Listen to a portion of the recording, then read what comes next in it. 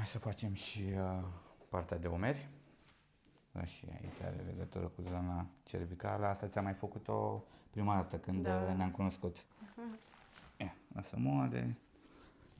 Aici, relaxată. Și bine s-a auzit. E slăbuță, dar destul de crocantă. Așa, mai ales dacă mergi și la sală, se adună tot. Am văzut că faci mișcare. Bun. Așa. Acum ar trebui să fie mai detenționată zona cervicală. Da, după tehnicile astea de chiropractică, continuăm cu partea de terapie manuală.